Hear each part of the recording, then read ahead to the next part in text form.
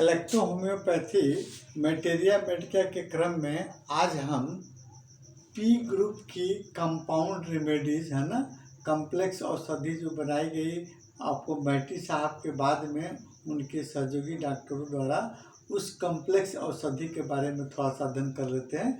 तो सबसे पहले इसका जैसे हम जानते हैं कि पी ग्रुप में 4 औषधियाँ P1, P2, P3, P4 आपको मूल औषधि है, लेकिन P5, P6, P7, P8 और P9 आपको 4 जो औषधियाँ हैं, 5 औषधियाँ जो है एक कंबाइंड फॉर्म में है। और कौन कौन सी औषधियों का इसमें सम्मिश्रण किया गया है और संयुक्त रूप में कैसे वो कार्य करती है ना, इसके बारे में अध्ययन करते हैं।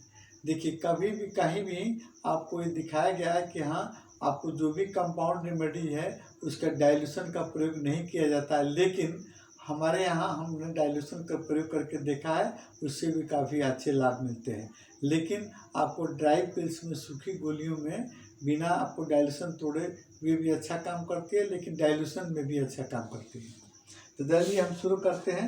सबसे पहला आपको मेडिसिन जो है आपका P5। तो P5 में आपको देखिए, P5 में P2, C5 और वेनमन 3 औषधि मिली हुई है। तो ये जो है तीनों औषधि को अगर कंबाइन करते हैं तो इसका ऑर्गेनिक रिलेशन देखेंगे तो इसका भी लंग्स पर, फेफड़ा पर, ट्रेकिया पर, सेल टिश्यू मेम्ब्रेन पर और साथ साथ में आपको ये मतलब म्यूकस मेम्ब्रेन पर भी अच्छा कार्य करती है ना। ये आपको P5 और ये जो औषधि इसमें मिलाई गई उसके हिसाब से देखते हैं तो P2 के मिश्रण होने के चलते, P2 मिला रहने के चलते आपको लंग्स में या टीबी रोग में इसका प्रयोग करेंगे। और C5 हमारे ग्लैंडुलर रेमेडी है, तो जहाँ पर ग्लैंड्स में अगर ट्यूबरकुलोसिस की संभावना होती है तो वहाँ पर आपको C5 का प्रयोग करेंगे। P5 का प्रयोग करेंगे। वेन जो है आपको वंशानुगत रूप का टीबी हो, वंशाणु से बचाव करना हो तो वहाँ भी आपका P5 का प्रयोग करेंगे। संयुक्त रूप से ये तीनों औषधि तीनों रोग, 4 रोगों में अच्छा काम करते हैं। जैसे पॉलिपोस ऑफ द नोज है, या आपको चेस्ट पेन है, पायरिया है, या ब्रोंकाइटिस है ना, इस सभी रोगों में भी आपको इस औषधि का प्रयोग आपको P5 का किया जाता है। दूसरा नंबर है P6। तो P6 में P1 और C5 2 मेडिसिन मिला हुआ है। ये भी रिस्पिरेटरी ऑर्गन के सभी ऑर्गन पर काम करती है। आपको अपर रिस्पिरेटरी ऑर्गन पर P1 काम करती है, C5 उसके सेल टिश्यू मेम्ब्रेन पर काम करता है ना, सेल मेम्ब्रेन काम करता है। इसलिए यह फेफड़ों के यानी लंग्स के प्रदाह में, जीर्ण, खांसी, दमा में इस औषधि का प्रयोग हम लोग करते हैं।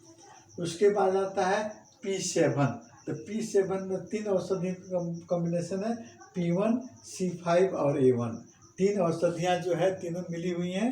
और ये आपको अगर देखते हैं तीनों औषधियों का कार्य सीमा क्षेत्र अगर देखते हैं तो रिस्पिरेटरी ऑर्गन के पर काम करने वाली रहती है, लेकिन जहाँ पर आपको कफ में, आपको खांसी में कफ आ रहा हो, कफ में आपको ब्लड का अंश आ रहा हो तो वहाँ आपको C7 का प्रयोग आप करेंगे, आपको काफ़ी लाभ देखने को मिलेगा, है ना।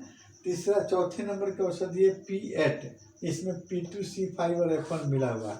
यह औषधि भी रिस्पिरेटरी ऑर्गन पर काम करती है, लेकिन आपको स्पेशली टीबी पर या ज्वर के साथ में टीबी हो, माने जिसमें ट्यूबरकुलोसिस हो, वहाँ आपको फीवर हो, वहाँ पर अच्छा काम करती है। और आपको कफ जो निकल रहा हो, वैसा कफ जिसमें आपको गाढ़ा पीला रंगीन, आपको भूरा रंग का या हरे रंग का पस आ रहा हो, कफ आ रहा हो, उसमें आपको इस औषधि का P8 का प्रयोग करते हैं। और पसीना के साथ में खांसी आ रही हो, बुखार रही हो, वहाँ पर इस औषधि का प्रयोग करते हैं। उसके बाद आता है P9। P9 में P1, C5 और F1 3 औषधियों का कॉम्बिनेशन है।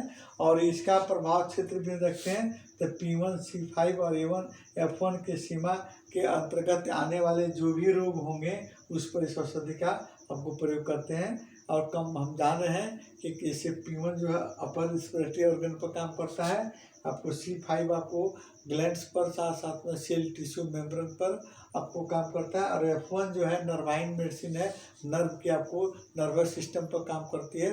तो उसके दायरे में जो भी अगर रोग आते हैं तो उसके अंतर्गत आपको P9 से उनको आपको देकर ठीक कर सकते हैं। कंपाउंड रेमेडी का हम पहले भी बता चुके हैं, इसका प्रयोग ड्राई पिल्स में, सूखी गोलियों में करते हैं। इसका आपको डाइल्यूशन नहीं होता है, लेकिन हमने डाइल्यूशन प्रयोग करके देखा है, आपको उससे भी काफ़ी लाभ मिलता है।